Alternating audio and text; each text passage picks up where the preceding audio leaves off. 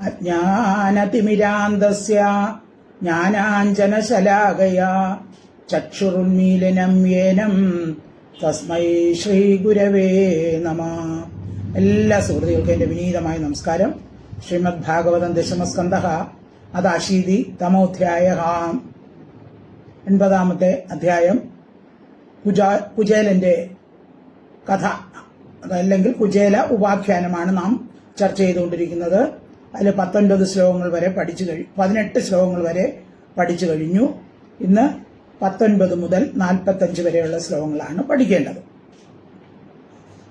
കൃഷ്ണനെ കാണാൻ ചെന്ന കുചേലനെ കൃഷ്ണൻ സ്വീകരിച്ച് കാൽ കഴുകി ആ പാദതീർത്ഥം കൊണ്ട് തന്റെ ശിരസിൽ തളിച്ചു. കുചേലനെ പൂജിച്ചിട്ട് കുശല പ്രശ്നങ്ങൾ ചോദിച്ചു. മലിന വേഷത്തോടുകൂടിയ ഈ കുചേലനെ കൃഷ്ണൻ പൂജിക്കുന്നത് കണ്ട് അന്തഃപുര സ്ത്രീകൾ, അതുപോലെ കൃഷ്ണന്റെ ഭാര്യമാരും അതിശയിച്ചു. ഇയാൾ എന്ത് പുണ്യമാണ് ചെയ്തിട്ടുള്ളത് എന്നവർ ആലോചിച്ചു. കൃഷ്ണൻ ഗുരുകുല വിദ്യാഭ്യാസ കാലത്ത് ഉണ്ടായ സംഭവം സ്മരിക്കുന്നു. ഗുരുപത്നിയുടെ ആജ്ഞപ്രകാരം വിറക് ശേഖരിക്കാൻ അവർ കാട്ടിലെത്തിയപ്പോൾ സന്ധ്യയായി, ഇടിയും മിന്നലും ഉണ്ടായി. അവർക്ക് വഴിതെറ്റിപ്പോയി, വീട്ടിൽ തിരിച്ചെത്താൻ സാധിച്ചില്ല. പിറ്റേ ദിവസം ഗുരു അവരെ അന്വേഷിച്ചു വന്നു. എന്നിട്ട് ഗുരു അവരെ അനുഗ്രഹിച്ചു. ഞങ്ങൾക്ക് വേണ്ടി ഇത്രയും കഷ്ടപ്പെട്ട നിങ്ങൾക്ക് എല്ലാ അനുഗ്രഹവും ഉണ്ടാകട്ടെ എന്ന് പ്രാർത്ഥിച്ചു. എന്നിട്ട് പറഞ്ഞു, നിങ്ങൾ ആഗ്രഹിക്കുന്നതെല്ലാം സാധിക്കട്ടെ എന്ന അനുഗ്രഹവും കൊടുത്തു. എന്നിൽ നിന്ന് പഠിച്ച വേദങ്ങൾ നിങ്ങൾ ഒരിക്കലും മറക്കാതിരിക്കട്ടെ എന്നും അനുഗ്രഹിച്ചു. അപ്പൊ ഗുരുവിന്റെ അനുഗ്രഹം കൊണ്ട് മാത്രമേ ഒരു മനുഷ്യൻ പൂർണ്ണനായി ഭവിക്കുന്നുള്ളൂ. മോക്ഷപദവിയിൽ എത്താനും ഗുരുവിന്റെ അനുഗ്രഹം വേണം. അപ്പൊ കുചേലൻ പറഞ്ഞു, അങ്ങ് ഗുരുകുലത്തിൽ വിദ്യാഭ്യാസം ചെയ്തത്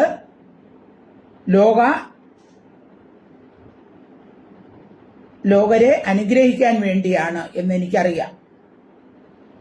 അങ്ങയോടൊപ്പം ഗുരുകുല വാസം നടത്താൻ സാധിച്ചത് എന്റെ ഭാഗ്യം കൊണ്ടാണെന്ന് ഞാൻ വിചാരിക്കുന്നു.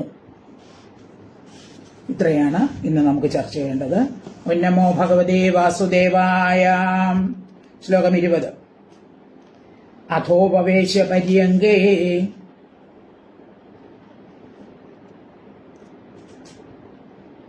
സ്വയം സഖ്യു സമർഹണം ഉപഹൃത്യ അവനിജ്യാസ്യ പാദോ പദ അവനേജനീം. അഥോ ഉപവേശ്യ സ്വയം സഖ്യു സമർഹണം ഉപഹൃത്യ അവനിജസ്യ പാദോ പദ അവനേജനീം. കുചേലനെ കൃഷ്ണൻ സ്വീകരിച്ചു, ഇരുത്തി. എന്നിട്ട് അനന്തരം പര്യങ്കെ മഞ്ചത്തിൽ ഉപവേശ ഇരുത്തിയിട്ട് സഖ്യു സ്നേഹിതന് സ്വയം താൻ തന്നെ സമർപ്പണം, താൻ തന്നെ പൂജ ഉപഹൃത്യ സമർപ്പിച്ചിട്ട് തസ്യോ അവന്റെ പാദങ്ങളെ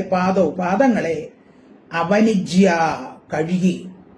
കഴുകിയിട്ട് പാദ അവനേജനീം ആ പാദതീർത്ഥങ്ങളെ രാജൻ, ഹേ രാജാവേ,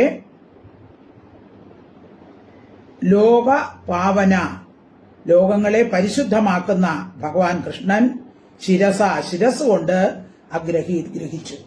അപ്പോ കുചേലന്റെ കാല് കഴുകി ആ വെള്ളമെടുത്ത് ശിരസിൽ തളിച്ചു. അഥോപവേശ്യ പര്യങ്കേ സ്വയം സഖ്യു സമർഹണം ഉപഹൃത്യ അവനിജ്യാസ്യ പാദോ പാദ അവനേജനീ. ശ്ലോകം 21. അഗ്രഹീത് ശിരസാ രാജൻ ഭഗവാൻ ലോകപാവനക വ്യലംബ ദിവ്യഗന്ധേന ചന്ദനാഗരു കുങ്കുമൈഹി. അഗ്രഹീത് ശിരസ രാജൻ.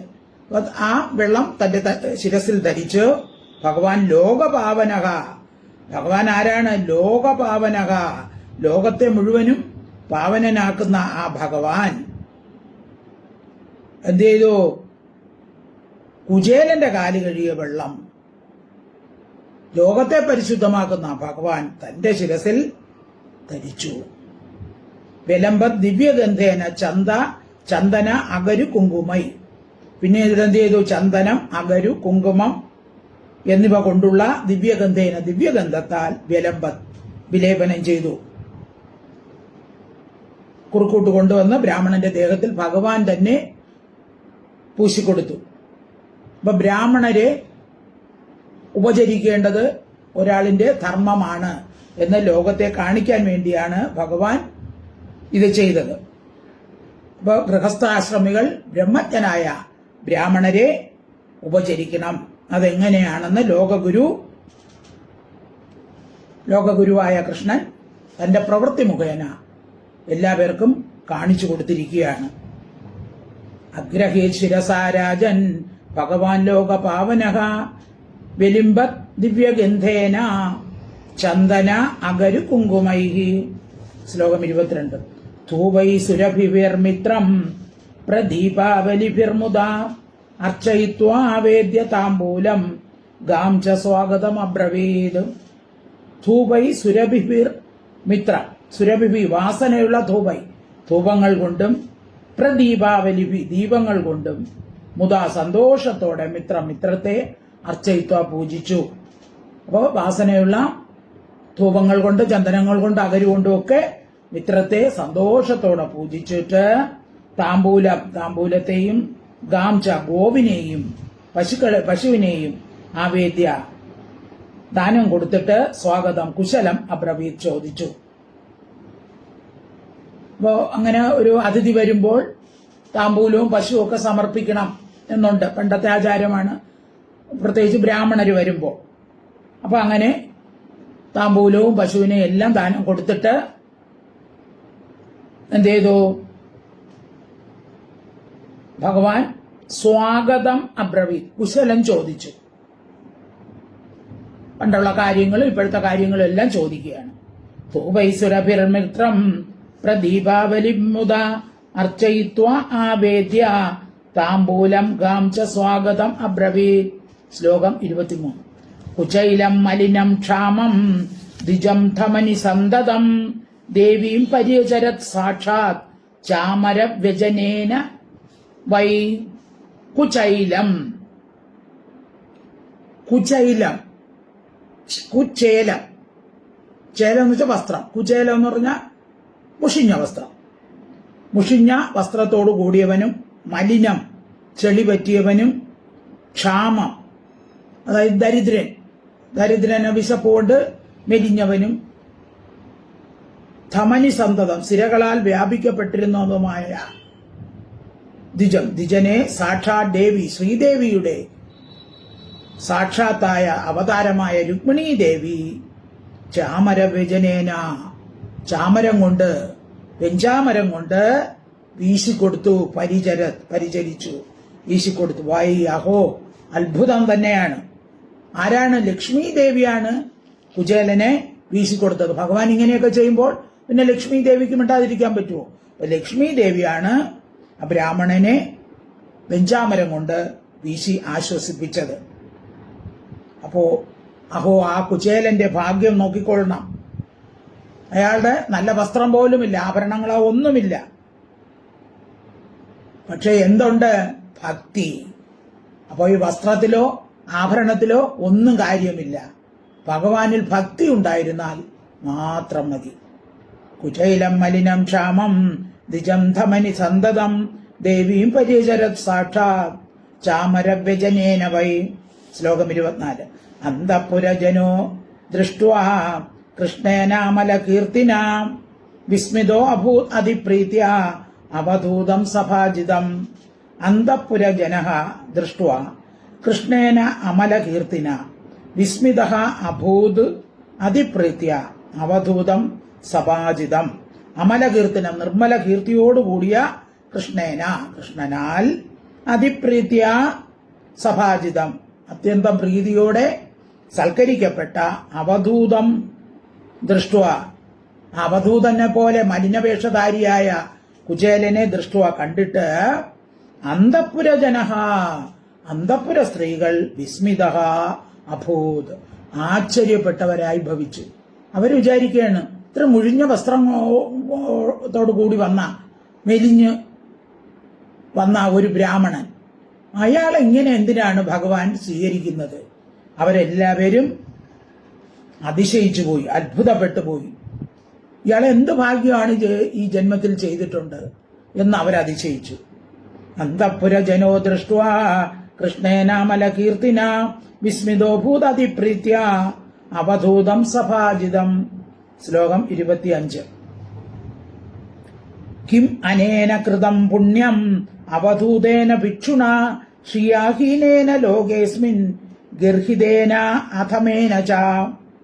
കിം അനേന കൃതം പുണ്യം അവധൂതേന ഭിക്ഷുണ അവധൂതേന ഭിക്ഷുണ.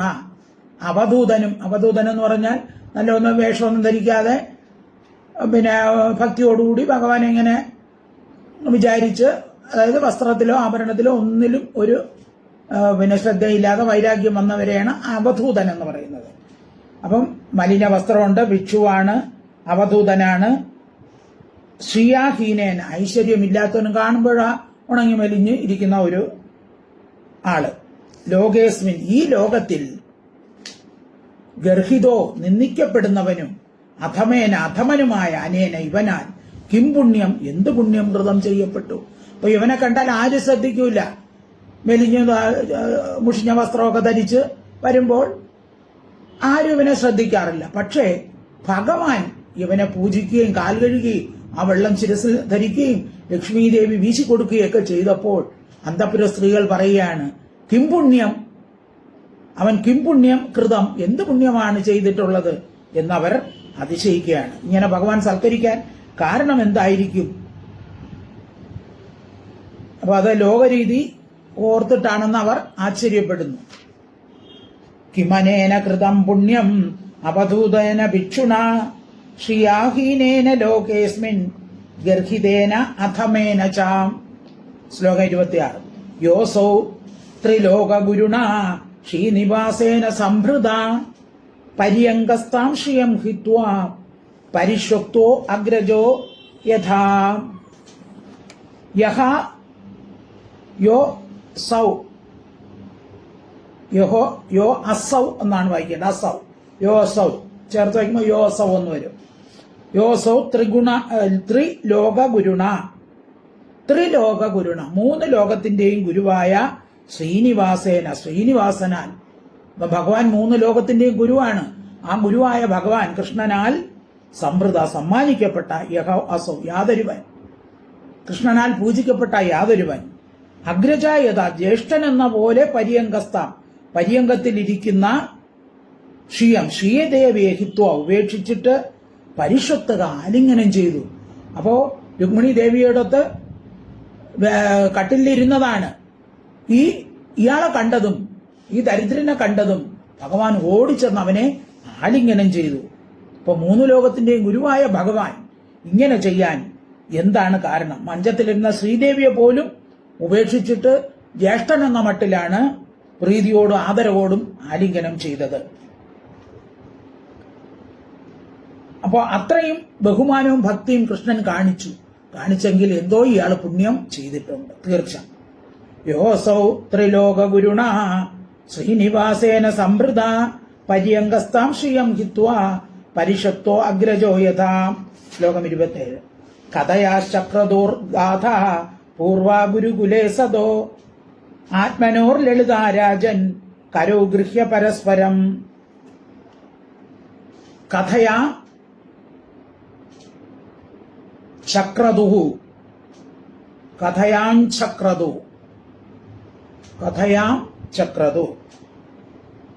ചക്രദുഹു ഗാഥ പൂർവ ഗുരുകുലേ സദോഹോ ആത്മനോർഹോ ലളിത രാജൻ കരോ ഗൃഹ്യ പരസ്പരം.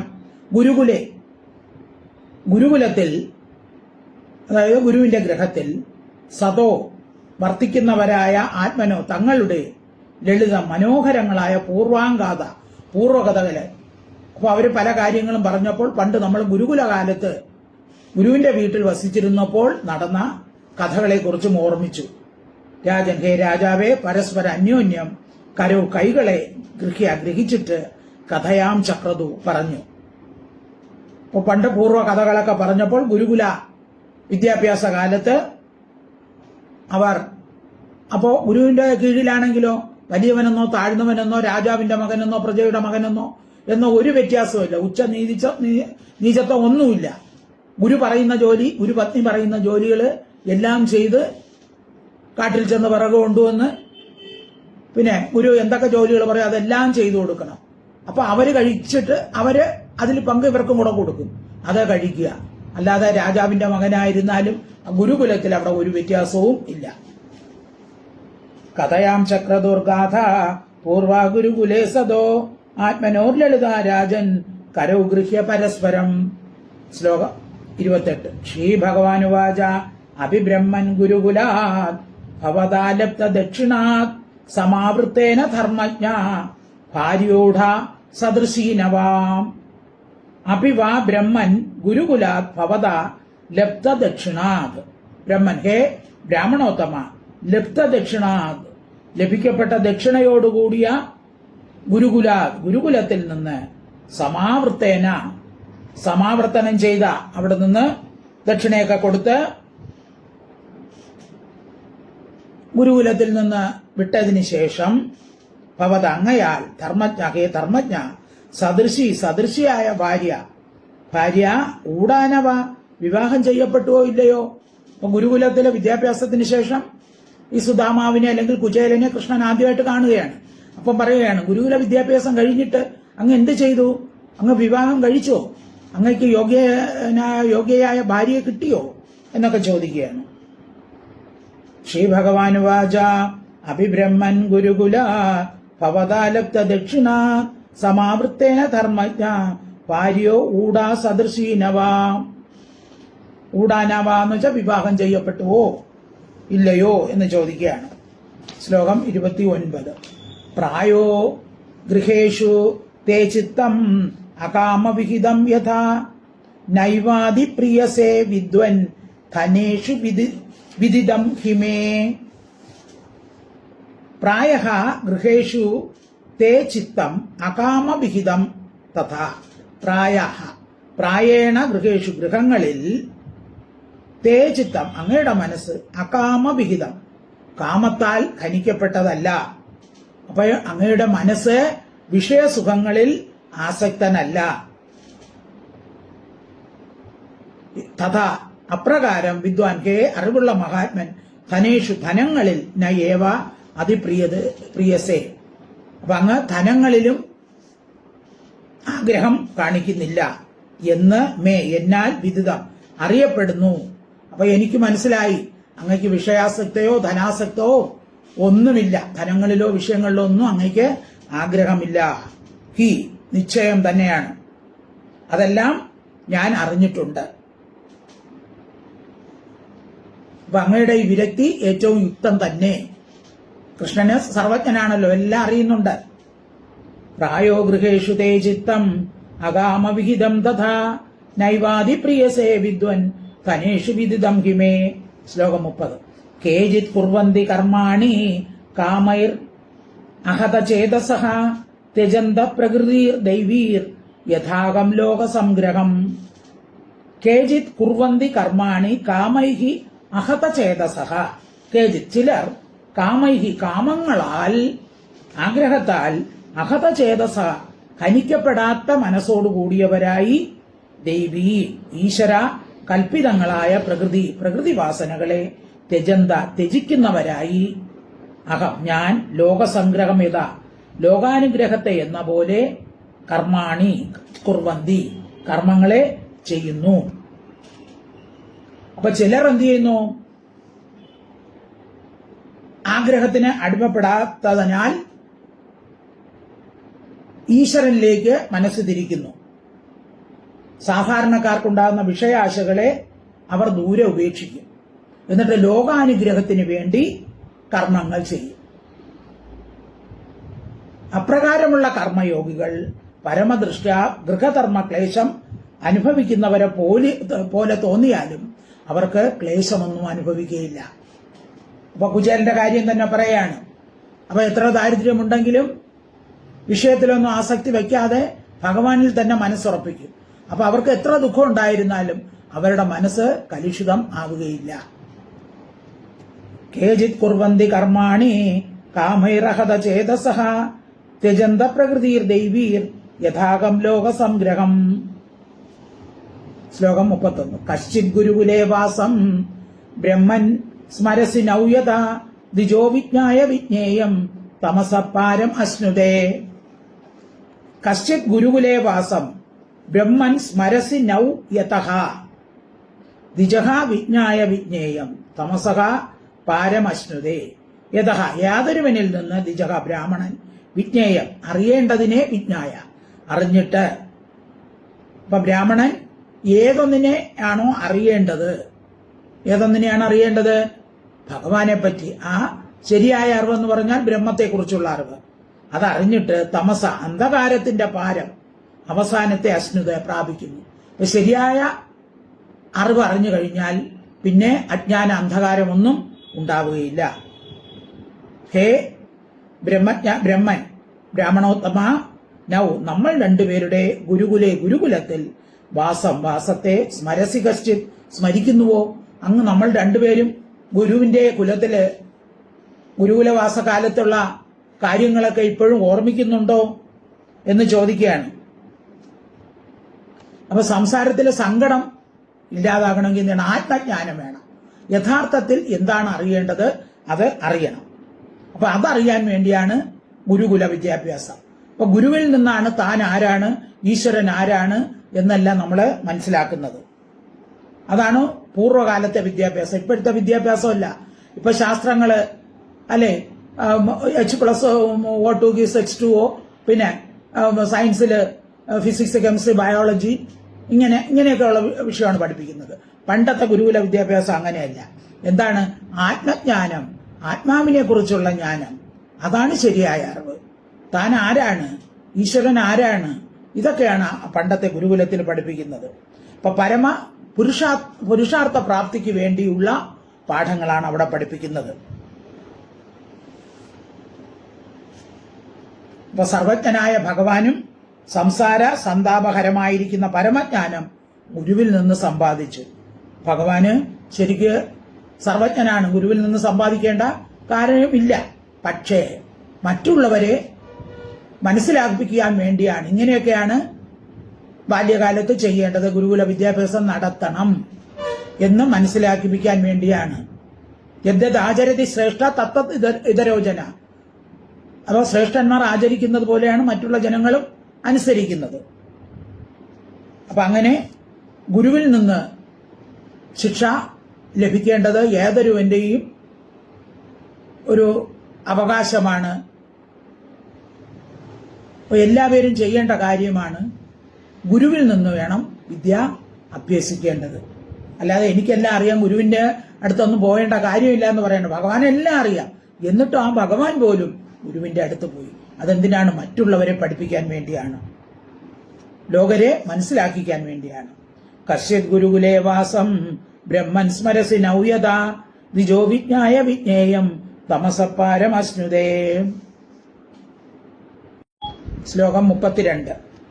സവൈ സത്കർമ്മണാം സാക്ഷാത് ദ്വിജേതേരി ഇഹ സംഭവ ആദ്യോ അംഗ യത്ര ആശ്രമിണാം യഥാകം ജ്ഞാനതോ ഗുരു. അപ്പോ ഗുരുവിന്റെ സ്ഥാനം എന്താണ് എന്നുള്ളത് ഭഗവാൻ പറഞ്ഞു കൊടുക്കുകയാണ്. അപ്പോൾ കുചേലനിലൂടെ നമുക്ക് ഓരോരുത്തർക്കും പറഞ്ഞു തരുന്ന കാര്യമാണ്. ഇപ്പോഴുള്ള ആളുകൾക്ക് മനസ്സിലാവാത്ത ഒരു കാര്യമാണ്. അതുകൊണ്ട് ഇത് ശ്രദ്ധിച്ച് കേൾക്കുക. സവൈ സത്കർമാണാം സാക്ഷാത് ദിജാദാർ ഇഹ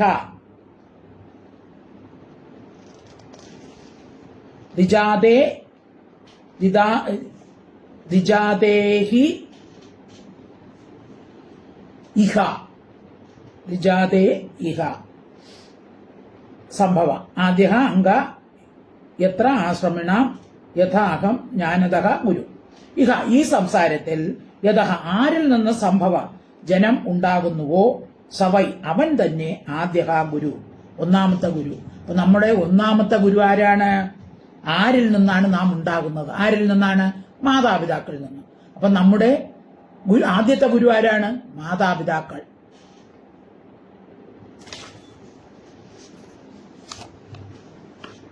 പിന്നെയോ ദ്വിജാതിക്ക് യഥ യാതൊരുവിൽ നിന്ന് സത്കർമ്മണ സത്തുക്കളായ കർമ്മങ്ങളുടെ സംഭവമോ സഹ അവൻ ദ്വിതീയ ഗുരു, രണ്ടാമത്തെ ഗുരു. അപ്പൊ ആദ്യത്തെ ഗുരു ആരിൽ നിന്നുണ്ടാകുന്നു? പിതാവ്, മാതാവ്. അപ്പൊ അവരാണ് ആദ്യത്തെ ഗുരു. ഇനി രണ്ടാമത്തെ ഗുരു ആണെങ്കിലോ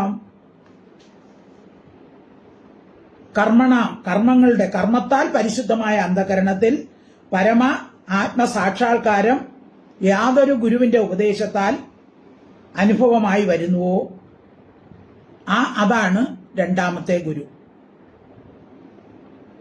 അതായത് പരമമായ ആത്മജ്ഞാനം ആരാണോ നമുക്ക് പറഞ്ഞു തരുന്നത് അതാണ് രണ്ടാമത്തെ ഗുരു.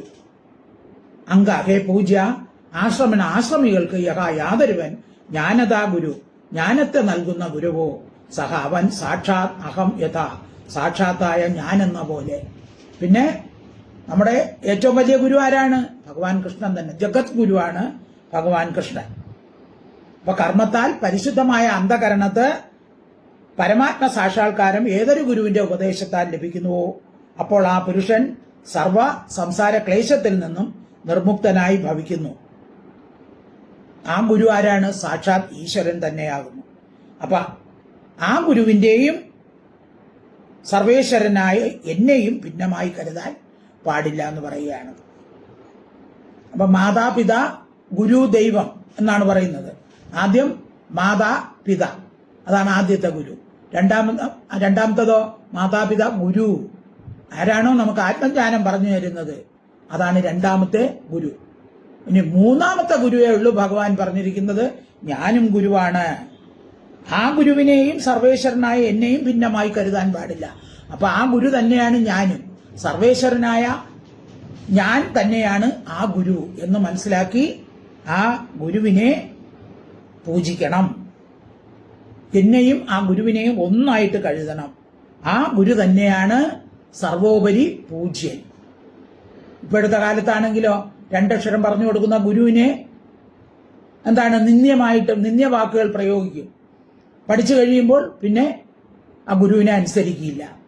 അങ്ങനത്തെ ആൾക്കാരാണ് ഇപ്പോഴുള്ളത്. ശകലം എന്തെങ്കിലും അറിഞ്ഞാൽ മതി, എല്ലാം അറിഞ്ഞെന്ന മട്ടിൽ പിന്നെ ഇനി ഗുരുവും വേണ്ട, ആരും വേണ്ട, ഞാൻ മാത്രം മതി എന്നുള്ള രീതിയിലാണ് ഇപ്പോഴുള്ള ആൾക്കാർ. അങ്ങനെയുള്ള ആളുകൾക്ക് ഭഗവാന്റെ ഈ വാക്യം വളരെയധികം ശ്രേഷ്ഠമാണ്. മനസ്സിലാകുമെന്ന് അറിഞ്ഞുകൂടാ, അങ്ങനെയുള്ള ആളുകൾക്ക് എങ്കിലും പറയുകയാണ്. അപ്പോൾ ഒന്നാമത്തെ ഗുരു മാതാവും പിതാവും. രണ്ടാമത്തത് ആരാണോ നമുക്ക് താൻ ആരാണ്, ഈശ്വരൻ ആരാണ് എന്നുള്ള ആത്മജ്ഞാനം പറഞ്ഞു തരുന്നത് അതാണ് രണ്ടാമത്തെ ഗുരു. അപ്പോൾ സർവേശ്വരനായ ഈശ്വരനും ആ ഗുരുവും ഒന്നു തന്നെയാണെന്നാണ് ഭഗവാൻ പറയുന്നത്. ആ ഗുരു ശ്രേഷ്ഠനാണ്. ആത്മജ്ഞാനം പറഞ്ഞു തരുന്ന ഗുരു ശ്രേഷ്ഠനായി കരുതണം. എങ്കിൽ മാത്രമേ നമുക്ക് ജീവിതത്തിൽ ഉയർച്ചയുണ്ടാവുകയുള്ളൂ. സവൈ സത്കർമ്മണാം സാക്ഷാത് ദ്വിജാതേരിഹ സംഭവാം ആദ്യോ അംഗ യത്രാശ്രമിണാം യഥാഹം ജ്ഞാനദോ ഗുരു. ശ്ലോകം 33. നന്വർത്ഥകോവിദ ബ്രഹ്മൻ വർണ്ണാശ്രമ വദാമിഹ യേ മയാ ഗുരുണാ വാച തരന്ത്യഞ്ചോ ഭവാർണവം. നനു അർത്ഥകോവിദ ബ്രഹ്മൻ വർണ്ണാശ്രമ വദാം ഇഹ യേ മയാ ഗുരുണാ വാച തരന്തി അജ്ഞഃ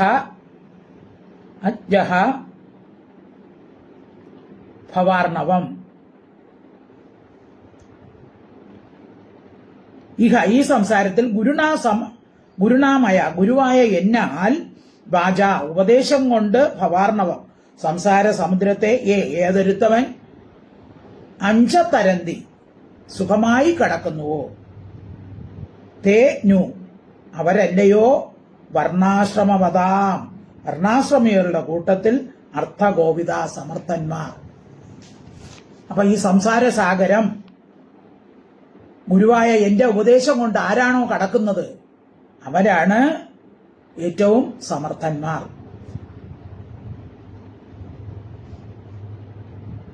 അപ്പൊ ജ്ഞാനപ്രദനായ ഗുരുവിനേക്കാൾ മീതെ സേവ്യൻ മറ്റാരും ഇല്ല. അപ്പൊ ഗുരുരൂപനായ എന്നെ ആശ്രയിച്ചിട്ട് ഏതൊരുവൻ സംസാര സമുദ്രത്തെ കടക്കുന്നുവോ അവർ തന്നെ ബുദ്ധിമാന്മാർ എന്ന് ഭഗവാൻ പറയുകയാണ്. അപ്പൊ അങ്ങനെ വരുമ്പോൾ മനുഷ്യജന്മം സഫലമാകും. നന്വർത്ഥഗോപിത ബ്രഹ്മൻ വർണ്ണാശ്രമ വദാമിഹ യേ മയാ ഗുരുണാ വാച തരന്ത്യഞ്ചോ ഭവാർണവം. ശ്ലോകം 34. നാഹം ഇജ്യ പ്രജാതിഭ്യാം തപസോ ഉപശമേന വാ തുഷ്യേയം സർവഭൂതാത്മാ ഗുരുശുശ്രൂഷയാ യഥാ. നാഹം ഇജ്യ പ്രജാതിഭ്യാം തപസ ഉപശമേന വാ തുഷ്യേയം സർവഭൂതാത്മാ ഗുരുശുശ്രൂഷയാ യഥാ. സർവഭൂതാത്മാ, സർവഭൂതങ്ങളിലും ആത്മാവായിരിക്കുന്ന അഹം ഞാൻ ഗുരുശുശ്രൂഷ കൊണ്ട് യഥാ തുഷ്യേത് എങ്ങനെ സന്തോഷിക്കുമോ. അപ്പോ സർവത്തിലും ആത്മാവായിരിക്കുന്ന ഞാൻ എപ്പോഴാണ് സന്തോഷിക്കുന്നത്? ഗുരുക്കന്മാരെ ശുശ്രൂഷിക്കുമ്പോഴാണ് സന്തോഷിക്കുന്നത്. ഇജ്യ പ്രജാതിഭ്യാം, അത് യാഗം കൊണ്ടും ജാതി ശ്രേഷ്ഠത കൊണ്ടും തപസ് കൊണ്ടും ഉപശമേന ഉപശാന്തി കൊണ്ടും തഥാ അപ്രകാരം ന തുഷ്യേയം സന്തോഷിക്കുകയില്ല. അപ്പൊ നമ്മള് തപസ് ആചരിക്കുന്നത് കൊണ്ടോ അല്ലെങ്കിൽ ഉപനയനം കഴിക്കുന്നത് കൊണ്ടോ പിന്നെ ബ്രഹ്മചാരി വാനപ്രസ്ഥം തുടങ്ങിയ ആശ്രമധർമ്മങ്ങൾ അനുഷ്ഠിക്കുന്നത് കൊണ്ടൊന്നും ഞാൻ സന്തോഷിക്കില്ല. പിന്നെ എപ്പോഴാണ് സന്തോഷിക്കുന്നത്? ഗുരുവിന്റെ ശുശ്രൂഷ കൊണ്ടാണ് ഞാൻ സന്തോഷിക്കുന്നത് എന്ന് ഭഗവാൻ പറയാണ്. അപ്പോ ഗുരുവിനെ യഥാർത്ഥമായി ശുശ്രൂഷിക്കുന്നവൻ എന്നെയും ശുശ്രൂഷിക്കുന്നതിന് തുല്യമാണ്. അപ്പൊ ഭഗവാനെ സ്നേഹിക്കുന്നവർ ആരെയും സ്നേഹിക്കണം? ഗുരുവിനെയും സ്നേഹിക്കണം. അതുകൊണ്ടാണല്ലോ നാം പറയുന്നത് ഗുരു ബ്രഹ്മ ഗുരുർ വിഷ്ണു ഗുരുദേവോ മഹേശ്വര ഗുരു സാക്ഷാത് പരബ്രഹ്മം തസ്മൈ ശ്രീ ഗുരവേ നമ. അപ്പൊ ഗുരു ആരാണ്? ഗുരു ബ്രഹ്മ വിഷ്ണു മഹേശ്വരൻ എല്ലാം ഗുരു തന്നെയാണ്. അപ്പൊ നമ്മുടെ അജ്ഞാനത്തെ മാറ്റുന്നത് ഗുരുവാണ്. ആ ഗുരുവിനെ പൂജിക്കുന്നവനെയാണ് എനിക്കിഷ്ടം. ആ ഗുരുവിനെ പൂജിച്ചാൽ ഞാനും സന്തോഷിക്കും. നാഹമിജ്യ പ്രജാതിഭ്യാം തപസോപശമേന വാ തുഷ്യേയം സർവഭൂതാത്മാ ഗുരു ശുശ്രൂഷയാ യഥാ. ശ്ലോകം 35. അഭിന സ്മര്യതേ ബ്രഹ്മൻ വൃത്തം നിവസതാം ഗുരോ ഗുരുധാരൈ ചോദിതാനാം ഇന്ധാന അനയനേ ക്വചിത്. ബ്രഹ്മൻ, ഹേ ബ്രാഹ്മണോത്തമ, ഗുരുവിൽ നിവസിക്കുന്നവരും ഗുരുധാരൈ ഗുരുപത്നിയാൽ ചോദിതാന അയക്കപ്പെട്ടവരുമായ നഹ നമ്മുടെ ക്വചിത് ഒരു നാൾ ഇന്ധന അനയനെ വിറക് കൊണ്ടുവരുന്നതിൽ വൃത്തം സംഭവിച്ചത് സ്മര്യതേ സ്മരിക്കുന്നുവോ? അപ്പൊ ചോദിക്കുകയാണ്, ഒരു ദിവസം ഗുരുപത്നിയുടെ ആജ്ഞപ്രകാരം നമ്മൾ കാട്ടിൽ വിറകിന് പോയ കാര്യം, ഇന്ധനം എന്നുവെച്ചാൽ വിറക് കൊണ്ടുവരാൻ പോയ സംഭവം നീ ഓർക്കുന്നുണ്ടോ എന്ന് ചോദിക്കുകയാണ്. അഭിനസ്മര്യതേ ബ്രഹ്മൻ വൃത്തം നിവസതാം ഗുരൗ ഗുരുധാരൈ ചോദിതാനാം ഇന്ധനം അനയനേ ക്വചേൻ. ശ്ലോകം 36. പ്രവിവിഷ്ടാനാം മഹാരണ്യം അപർത്തൗ സുമഹദ്ദിജേ വാദവർഷമഭൂത് തീവ്രം നിഷ്ഠുരാ സ്തനയിത്നവഃ.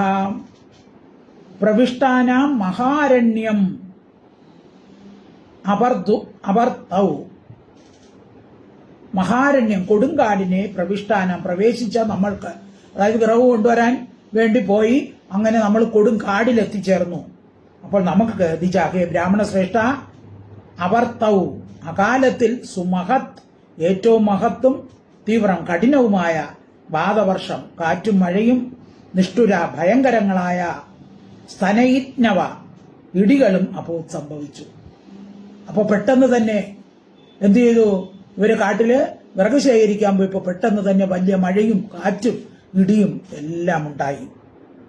പ്രവിഷ്ടാനാം മഹാരണ്യം അവർത്തൗസു മഹദ്ദിജ വാതവർഷം അഭൂത് തീവ്രം നിഷ്ഠുര സ്തനൈനവഃ.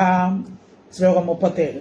സൂര്യശ്ച അസ്തം ഗത സ്ഥാവത് തമസാ ചാവൃതാദിശ നിമ്നം കുലം ജലമയം ന പ്രാജ്ഞായത കിഞ്ചന. അപ്പൊ എന്ത് സംഭവിച്ചു?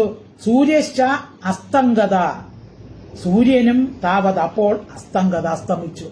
അപ്പൊ സന്ധ്യയായി, സൂര്യൻ അസ്തമിച്ചു. ദിശ ദിക്കുകൾ തമസാ ആവൃത ഇരുട്ടുകൊണ്ട് മൂടി, ഇരുട്ടായി. സൂര്യൻ അസ്തമിച്ചു കഴിഞ്ഞ് ഇരുട്ടായി. നിമ്നം കൂലം ഉയർച്ചയും താഴ്ചയും, ജലമയം ജലപ്രായവും, കിഞ്ചൻ അല്പവും, നാ പ്രാജ്ഞായത അറിയപ്പെട്ടില്ല. അപ്പം ഭയങ്കര മഴ വന്നപ്പോ എന്താണ്? എവിടെയാണ് കുണ്ട്, എവിടെയാണ് ഉയർച്ച എന്നൊന്നും മനസ്സിലാക്കാൻ സാധിച്ചില്ല. എല്ലായിടവും ജലം കൊണ്ട് നിറഞ്ഞു. സൂര്യശ്ച അസ്തംഗതസ്താവത് തമസാ ചാവൃതാദിശ നിമ്നകൂലം ജലമയം നാ പ്രാജ്ഞായത കിഞ്ചനാം. ശ്ലോകം 38. വയം വൃഷതത്ര മഹാനിലാംബുഭേർ നിഹന്യമാനാ മുഹുരംബു സംപ്ലവേ ദിശോ അവിദത്തോദ പരസ്പരം വനേ ഗൃഹീതഹസ്ത പരിഭ്രമാതുരാം.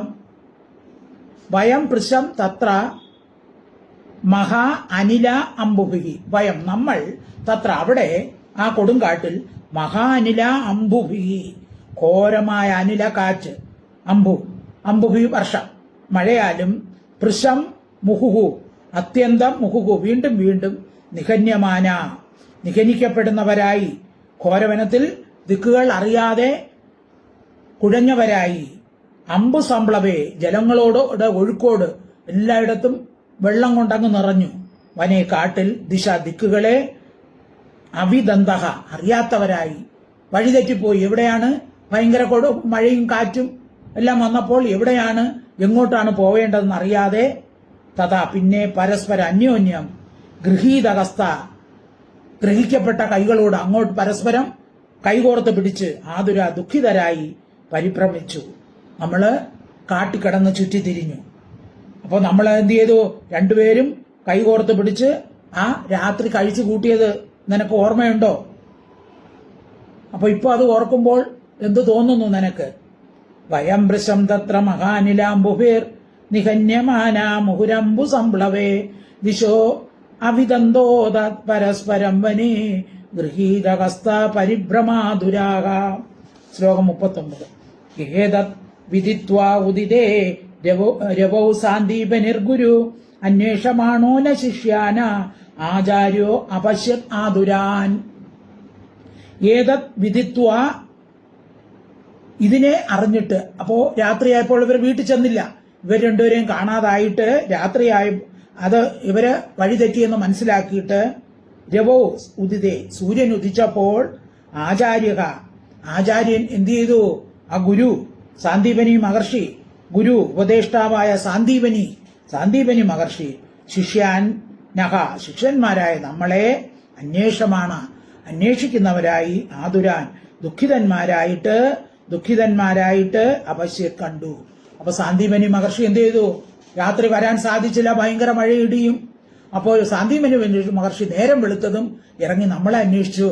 വന്നപ്പോൾ ദുഃഖിച്ചിരിക്കുന്ന നമ്മളെ മഹർഷി കണ്ടു. ഏതദ്വിദിത്വാ ഉദിതേ രവൗ സാന്ദീപനിർഗുരു അന്വേഷമാണോ ന ശിഷ്യാന ആചാര്യോ അപശ്യത് ആതുരാൻ. ശ്ലോകം 40. അഹോ ഹേ പുത്രക യൂയം അസ്മദർത്തേതി ദുഃഖിതാഹ ആത്മാ വൈ പ്രാണിനാ പ്രേഷ്ട തം അനാദൃത്യമത്പരാഹ. അഹോ ഹേ പുത്രക യൂയം അസ്മദർത്തേ അതിദുഃഖിതാഹ. അപ്പോ ഗുരു പറയുകയാണ്, അഹോ ഹേ പുത്രക, അല്ലയോ പുത്രന്മാരെ, യൂയം നിങ്ങൾ, അസ്മർത്തെ ഞങ്ങൾക്ക് വേണ്ടി, അതിദുഃഖിത ഏറ്റവും ദുഃഖം അനുഭവിച്ചവരായി. അപ്പൊ ഗുരുപത്നി പറഞ്ഞനുസരിച്ചല്ലേ നിങ്ങൾ പിറകിന് പോയത്. അപ്പൊ ഞങ്ങൾക്ക് വേണ്ടി നിങ്ങൾ കഷ്ടപ്പെട്ടു. അഹോ കഷ്ട പ്രാണിനാം പ്രാണികൾക്കും ആത്മാവൈ ദേഹം തന്നെ പ്രേഷ്ടം. അപ്പൊ എല്ലാവർക്കും അവരവരുടെ ദേഹമാണ് ഇഷ്ടം. അതിനെ അനാദൃത്യ ആദരിക്കാതെ മത്പര ഞങ്ങളെ സ്നേഹിച്ചവരായി ഭവിച്ചിരിക്കുന്നു. അപ്പൊ നിങ്ങൾ നിങ്ങളുടെ ദേഹം നോക്കാതെ ഞങ്ങൾ പറഞ്ഞതനുസരിച്ച് ഈ കാട്ടിൽ വന്നു. അവിടെ വെച്ചതാ കാറ്റും മഴയും ഒക്കെ വന്നു. നിങ്ങൾ വളരെയധികം ദുഃഖിച്ചു. അപ്പൊ അത് ഞങ്ങൾക്ക് വേണ്ടിയാണല്ലോ. അപ്പൊ നിങ്ങളുടെ ആ ഗുരുഭക്തി ആശ്ചര്യം തന്നെ എന്ന് ഗുരു പറയുകയാണ്. സകല പ്രാണികൾക്കും അവരുടെ ദേഹം തന്നെയാണ് ഏറ്റവും ശ്രേഷ്ഠം. അപ്പൊ നിങ്ങൾ അതിനെ അവഗണിച്ച് ഞങ്ങൾക്ക് വേണ്ടി നിങ്ങൾ ഇവിടെ കാട്ടിൽ കഷ്ടപ്പെടുന്നു. അഹോപുത്രക യൂയം അസ്മർത്തേതി ദുഃഖിതാഹ ആത്മാവൈ പ്രാണിനാം പ്രേഷ്ഠ സ്തമനാദൃത്യമത്പരാഹാം. ശ്ലോകം 41. ഏതദേവ ഹി സത്ശിഷ്യൈ കർത്തവ്യം ഗുരു നിഷ്കൃതം യദ്വൈ വിശുദ്ധഭാവേന സർവാർത്ഥ ആത്മാർപ്പണം ഗുരോ. ഏതത് ഏവ ഹി സദ് ശിഷ്യൈ കർത്തവ്യം ഗുരു നിഷ്കൃതം യത് വൈ വിശുദ്ധഭാവേന സർവ അർത്ഥ ആത്മാർപ്പണം ഗുരൗ. വിശുദ്ധഭാവേന വിശുദ്ധ വിചാരത്തോടെ ഗുരുവിൽ സർവാർത്ഥ ആത്മാർപ്പണം സർവാർത്ഥ സാധനമായിരിക്കുന്ന ദേഹത്തെ അർപ്പിക്കുക എന്നത് യദ്വൈ യാതൊന്നു സത്ശിഷ്യന്മാരാൽ നല്ല ശിഷ്യന്മാരാൽ കർത്തവ്യം ചെയ്യപ്പെടാൻ യോഗ്യമായ ഗുരു നിഷ്കൃതം ഗുരുവിനുള്ള ഉപകാരമാണ്. അപ്പോൾ തന്റെ ശരീരത്തെ പോലും ഗുരുവിനായി ത്യജിക്കുന്നവൻ, അപ്പൊ അവന്റെ കർത്തവ്യം അവൻ അനുഷ്ഠിച്ചിരിക്കുകയാണ്. അപ്പൊ അവൻ ഗുരുവിനായി തന്റെ ശരീരത്തെ പോലും സമർപ്പിച്ചു കഴിഞ്ഞു. അപ്പൊ നല്ല ശിഷ്യന്മാർ അങ്ങനെയാണ്, ഗുരുവിന് വേണ്ടി പ്രത്യുപകാരം ചെയ്യും. യോഗ്യമായ കർത്തവ്യം യോഗ്യമായ ഗുരു നിഷ്കൃതം ഗുരുവിനുള്ള പ്രത്യുപകാരം ഏതത് ഏവഹി ഇത് തന്നെയാണ്. അപ്പൊ ഗുരുവിന് ചെയ്യേണ്ട പ്രത്യുപകാരം ഇത് തന്നെയാണ്. ഗുരുവിന് വേണ്ടി സ്വന്തം ശരീരത്തെ പോലും ത്യജിക്കാൻ കഴിവുള്ള ശിഷ്യന്മാരാണ് യഥാർത്ഥ ശിഷ്യന്മാർ. ഏതാവദേവഹി സത് ശിഷ്യൈ കർത്തവ്യം ഗുരു നിഷ്കൃതം യദ്വൈ വിശുദ്ധഭാവേന സർവാർത്ഥാത്മാർപ്പണം ഗുരോ. ശ്ലോകം 42. തുഷ്ടോഹം ഭോ ദ്വിജശ്രേഷ്ഠാം സത്യാസന്തു മനോരഥ ഛന്ദാസ്യ അയതാം യാമാനി ഭവന്തു ഇഹ പരത്രഹ. തുഷ്ടോഹം ഭോ ദ്വിജശ്രേഷ്ഠ. ഭോ ദ്വിജശ്രേഷ്ഠ, അല്ലയോ ദ്വിജശ്രേഷ്ഠന്മാരെ. ഗുരു പറഞ്ഞതാണ്, കുട്ടികളോട് പറഞ്ഞതാണ്. അല്ലയോ ബ്രാഹ്മണ ശ്രേഷ്ഠന്മാരെ, അഹം ഞാൻ തുഷ്ടഹ സന്തോഷിച്ചു. മനോരഥ നിങ്ങളുടെ സങ്കല്പങ്ങൾ സത്യമായി ഭവിക്കട്ടെ. നിങ്ങളുടെ ആഗ്രഹങ്ങളെല്ലാം ഗുരു ഉടനെ അനുഗ്രഹിക്കുകയാണ്. നിങ്ങളുടെ ആഗ്രഹങ്ങളെല്ലാം സഫലീകൃതമാകട്ടെ. ചന്താംസി വേദങ്ങൾ ഇഹ ഈ ലോകത്തിലും പരത്രച പരലോകത്തിലും അയാതയാമാനി ഏത് കാലത്തും മറക്കാത്തവ ആയിത്തീരട്ടെ. അപ്പൊ നിങ്ങൾ എന്നിൽ നിന്ന് പഠിച്ച വിദ്യകൾ വേദങ്ങളൊന്നും നിങ്ങൾ ഒരു കാലത്തും മറക്കാതിരിക്കട്ടെ. നിങ്ങൾ ആഗ്രഹിക്കുന്നതെല്ലാം സാധിക്കട്ടെ എന്ന് ഗുരു ആത്മാർത്ഥമായി അവരെ അനുഗ്രഹിച്ചു. തുഷ്ടോഹം ബോധിജ ശ്രേഷ്ഠ സത്യാസന്തു മനോരഥ ചന്ദാംസി അയതായാമാനി ഭവന്തു ഇഹ പരത്രചാം. ശ്ലോകം 43. ഇതം വിധാന്യനേകാനി വസതാം ഗുരുവേശ്മസു ഗുരോരനുഗ്രഹേണൈവ പുമാൻ പൂർണ്ണപ്രശാന്തയേ. ഇതം വിധാന്യ അനേകാനി വസതാം ഗുരുവേശ്മസു. ഗുരുവേശ്മസു ഗുരുവിന്റെ ഭവനങ്ങളിൽ വസിക്കുന്നവരായ നമ്മളുടെ ഇതം വിധാനി ഇപ്രകാരമുള്ള അനേകാനി സ്മര്യതേ അനേക സംഭവങ്ങൾ നമ്മൾ ഓർമ്മിക്കപ്പെടുന്നു. ഗുരുവിന്റെ അനുഗ്രഹേണ ഏവ അനുഗ്രഹം കൊണ്ട് മാത്രം പുമാൻ പുരുഷൻ പൂർണ്ണനായിട്ടും പ്രശാന്തനായിട്ടും ഭവിക്കുന്നു. അപ്പൊ ഇതെല്ലാവരും മനസ്സിലാക്കേണ്ട ഒരു ഉപദേശമാണ്. എന്താണ്? ഗുരോർ അനുഗ്രഹേണ ഏവ പുമാൻ പൂർണ്ണ പ്രശാന്തയെ. അപ്പൊ നമ്മുടെ ജന്മം സഫലമാകണമെങ്കിൽ ആരുടെ അനുഗ്രഹം വേണം? ഗുരുവിന്റെ അനുഗ്രഹം വേണം. അല്ല എല്ലാം എന്റെ മിടുക്കുകൊണ്ടാണ് ഞാൻ പഠിച്ചത് എന്ന് പറഞ്ഞ് നടക്കുന്നവൻ ഒരിക്കലും നന്മ ഉണ്ടാവുകയില്ല. അപ്പൊ ഗുരുവിന്റെ അനുഗ്രഹം ഉണ്ടെങ്കിലേ ജീവിതം പൂർണ്ണമാകുകയുള്ളൂ. പുമാൻ പൂർണ്ണ പ്രശാന്തയെ. അപ്പൊ മനുഷ്യർ പൂർണ്ണമാകണമെങ്കിൽ എന്ത് വേണം? അതായത് പുരുഷാർത്ഥം ആയ മോക്ഷപ്രാപ്തി എത്തണമെങ്കിൽ ഗുരുവിന്റെ അനുഗ്രഹം തന്നെ വേണം. അപ്പൊ അല്ലാതെ നമുക്ക് എത്ര ധാന്യങ്ങളോ അല്ലെങ്കിൽ പദവിയോ എത്ര ഉണ്ടായാലും പോരാ. ആരുടെ അനുഗ്രഹം വേണം? ഗുരുവിന്റെ അനുഗ്രഹം, ഗുരു കടാക്ഷം വേണം. മോക്ഷം സാധിക്കണമെങ്കിലും ശാസ്ത്രാഭ്യാസനം മാത്രം പോരാ, പിന്നെ എന്തു വേണം? ഗുരുവിന്റെ അനുഗ്രഹം വേണം. അത് ഇമ്പോർട്ടന്റ് ആണ്. ഗുരോർ അനുഗ്രഹേണ ഏവ പുമാൻ പൂർണ്ണ പ്രശാന്തയെ ഇതം വിധാന്യനേകാനി വസതാം ഗുരുവേശ്മസു ഗുരോർ അനുഗ്രഹേണ ഇവ പുമാൻ പൂർണ്ണ പ്രശാന്തയെ. ശ്ലോകം 44. ബ്രാഹ്മണ ഉവാചാം കിം അസ്മാഭിർ അനിർവൃത്തം ദേവദേവ ജഗദ്ഗുരോ ഭവതാ സത്യകാമേന യേഷാം വാസോ ഗുര അഭൂത്. കിം അസ്മാഭിഹി അനിർവൃത്തം ദേവദേവ ജഗദ്ഗുരോ ഭവതാ സത്യകാമേന യേഷാം വാസഹ ഗുരൗ അഭൂത്. അതാണ് ഗുരാവ് അഭൂത്. ദേവദേവ, ഹേ ദേവന്മാർക്കും ദേവനായുള്ളവനെ, ജഗദ്ഗുരു, ലോകത്തിനെല്ലാം ഗുരുവായിട്ടുള്ളവനെ, യേഷാം ഏതൊരുത്തർക്ക് സത്യകാമേന സത്യകാമത്തോടുകൂടിയ ഭവത അങ്ങയോടുകൂടി, കുചേലൻ പറയുകയാണ്, ഗുരവ് ഗുരുവിൽ വാസം അഭൂത് സംഭവിച്ചുവോ. അതായത് ഗുരുകുല വിദ്യാഭ്യാസ കാലത്ത് അങ്ങയോടുകൂടി ആ ഗുരുകുല വാസം വിദ്യാഭ്യാസം കഴിക്കാൻ സാധിച്ചത് അസ്മാഭി ഞങ്ങളാൽ കിം എന്തൊന്നും അനുവൃത്തം സമ്പാദിക്കപ്പെട്ടിട്ടില്ല. അപ്പൊ ഗുരുകുല വാസം അങ്ങയോടൊപ്പം സിദ്ധിക്കാൻ സാധിച്ചത് ഞങ്ങളുടെ ഭാഗ്യം തന്നെയാണ്. ഇതിലപ്പുറം ഞങ്ങൾക്ക് എന്താണ് വേണ്ടത് എന്ന് കുചേലൻ ചോദിക്കുകയാണ്. കിം അസ്മാഭിരനിർവൃത്തം ദേവദേവ ജഗദ്ഗുരോ ഭവതാ സത്യകാമേന യേഷാം വാസോ ഗുരാഭോ അഭൂത്. അപ്പോ അത് ആ ബ്രാഹ്മണന്റെ പുണ്യം തന്നെയാണ് അല്ലേ. സാക്ഷാൽ ജഗദ്ഗുരുവായ ലോകത്തിന്റെ നാഥനായ ഭഗവാനത്തോ ഗുരുകുല വിദ്യാഭ്യാസം നടത്താനും അതുപോലെ തന്നെ ഇതുപോലെ കാട്ടിലൊക്കെ അകപ്പെട്ടു പോയപ്പോൾ ഭഗവാനോട് ഒന്നിച്ചു ചേർന്നിരിക്കാനും ഒക്കെ സാധിച്ചത് ആ ബ്രാഹ്മണന്റെ ഭാഗ്യം തന്നെയാണ്. ശ്ലോകം 45. യസ്യ ചന്ദോമയം ബ്രഹ്മ ദേഹേ ആവപനം വിഭോ ശ്രേയസാം തസ്യ ഗുരുഷു വാസോത്യന്ത വിഡംബനം. യസ്യ ചന്ദോമയം ബ്രഹ്മ ദേഹ ആവപനം വിഭോ സർവവ്യാപിൻ, എല്ലായിടത്തും വ്യാപിച്ചിരിക്കുന്ന അല്ലയോ ഭഗവാനെ, യസ്യ യാതൊരു അങ്ങയുടെ ദേഹ ശരീരം ചന്ദോമയം ബ്രഹ്മ, അങ്ങയുടെ ശരീരം എന്താണ്? വേദമയമാണ്. അങ്ങ് വേദസ്വരൂപനാണ്. ശ്രേയസാം ശ്രേയസ്സുകളുടെ ആവപനം ഉൽപ്പത്തിസ്ഥാനമാണ്. അങ്ങ് ശ്രേയസ്സുകളുടെ ഉൽപ്പത്തിസ്ഥാനമാണ്. തസ്യ ആ അങ്ങയുടെ ഗുരുഷു വാസഹ ഗുരുകുലവാസം അത്യന്ത വിഡംബനം കേവലം ഒരു അനുകരണം മാത്രമാണ്. അങ്ങ് സർവജ്ഞനാണ്, സർവവ്യാപിയാണ്, എല്ലാവരിലും അന്തര്യാമി ആയിരിക്കുന്ന ആത്മാവാണ്. അപ്പൊ അങ്ങക്ക് ഗുരുകുലവാസത്തിന്റെ ആവശ്യമില്ല. പിന്നെ എന്തിനാണ്? ലോക അനുഗ്രഹത്തിന് വേണ്ടിയാണ് അങ്ങ് ഗുരുകുലവാസം ചെയ്തത്. അപ്പൊ അങ്ങ് എല്ലായിടത്തും നിറഞ്ഞിരിക്കുന്നവനാണ്. അങ്ങയുടെ ശരീരം വേദമയമാണ്. സർവശ്രേയസ്സിന് അങ്ങ് ആധാരമാണ്. അങ്ങനെയുള്ള അങ്ങ് ഗുരുകുലവാസം ചെയ്തത് ലോകാനുഗ്രഹത്തിന് വേണ്ടിയാണ്.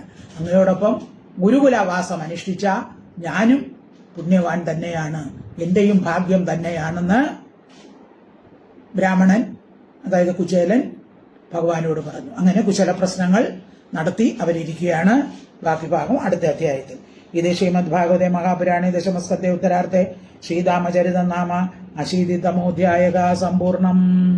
സർവത്ര ഗോവിന്ദനാമ സങ്കീർത്തനം. ഗോവിന്ദ ഹരി ഗോവിന്ദ. ഹരി ഓം തത്സത്. ഹരി ഓം തത്സത്.